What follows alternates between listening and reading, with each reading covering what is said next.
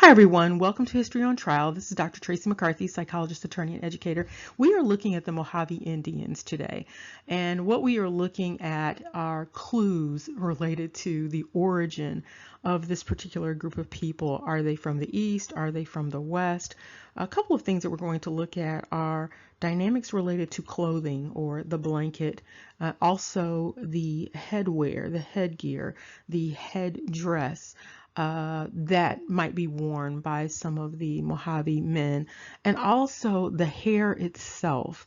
And so we're also going to look at a historical notation that possibly places the origin in the East. And we're also going to look at, most importantly, this dynamic of betacism. So we're going to be looking at this name Mojave and how it might be a situation whereby the B and the V sound are interchangeable. And if this appears on anything other than Dr. Tracy McCarthy, it is stolen and unauthorized. Let's get started. Okay, to start off, we are going to look at a few Mojave women. And so we have two women here from the Mojave people on the screen. And the first thing you might make note of is the phenotype. It's a very unique phenotype in terms of the phenotype that is generally presented as the American Indian phenotype. And so the phenotype that's usually shown is not this particular phenotype. And so that's the first thing to make note of, everything from the facial features to the actual structure of the hair. The other thing to make note of is the clothing, and specifically the tartan blanket. The tartan blanket is indicative of Scotland. And so whenever you see that tartan blanket, when people have that, it's one of the first things that should cross your mind is, where did that come from? Because there is a tradition related to this blanket.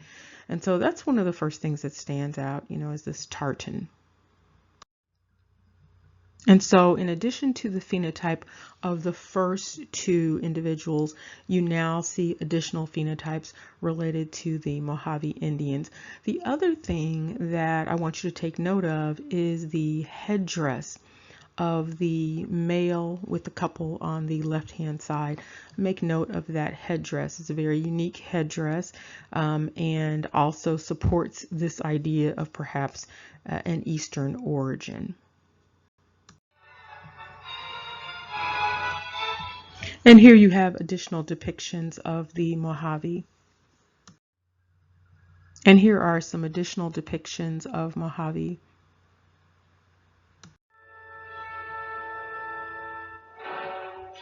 And here are some additional depictions of Mojave Indians.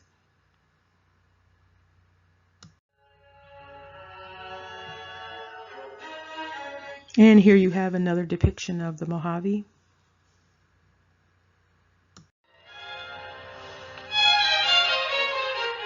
Okay, we're going to quickly look at some notations related to an 1877 manuscript related to the Mojave Indians. And this manuscript, these notations actually bring up more questions instead of providing all of the answers. Now, in discussing the origins of the Mojave, there were a few dynamics going on related to the Mojave that brought up questions about the possibility of them coming from the East, and also specifically associating them with the ancient Assyrians. And one of the reasons for this association revolves around the dynamic of the hair. And so if you look to the right, you'll notice that the person has locked hair.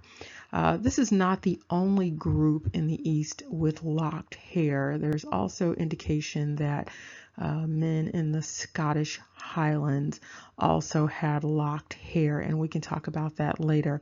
But so that's one notation that has been made that is associating the Mojave with the East. The other relates to what looks like hieroglyphics that are similar to Egyptian hieroglyphics that have been found in the area of the Mojave. And finally, there's an issue related to the rendering of the name Mojave and how it's spelled and how things are pronounced. And so we're going to look at something very specific that's very unusual related to this name and see if we can get a better understanding of, again, the origins of the people. And you see here notations related to the Mojave describing them as remarkably docile and peaceful, and also indicating a belief in them being Asiatic in terms of descent.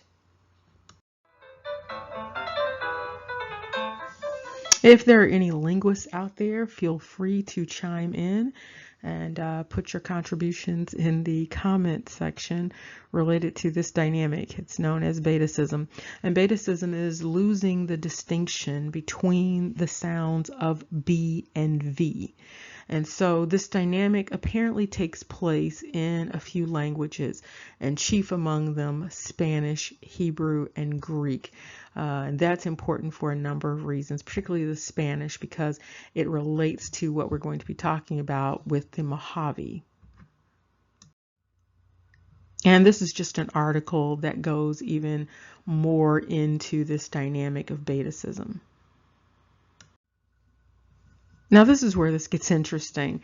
In researching the word Mojave and trying to understand the etymology of Mojave, there was a linkage with the word Moab, but not Moab the way that you might be used to thinking about Moab, but Moab related to betacism.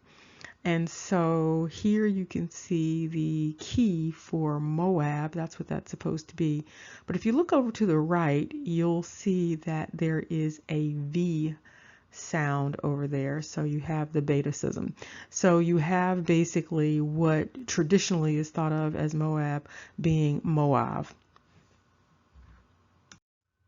And in keeping with the idea of betacism, you have a Moabi. And sometimes, of course, people say Moabite, but that's really just Moabi. But what happens with Moabi when you have this dynamic of betacism, whether you're talking about the Greek, the Hebrew, or the Spanish, is you end up with the possibility of pronouncing Moabi as Moavi. And so you have this dynamic where you have something that's sounding like Mojave. And then when you look at some of the dynamics related to the dress and some of the notations related to the language, you start to see more evidence for the suggestion that there is perhaps an Eastern origin for this particular group. And here are additional depictions of the Mojave.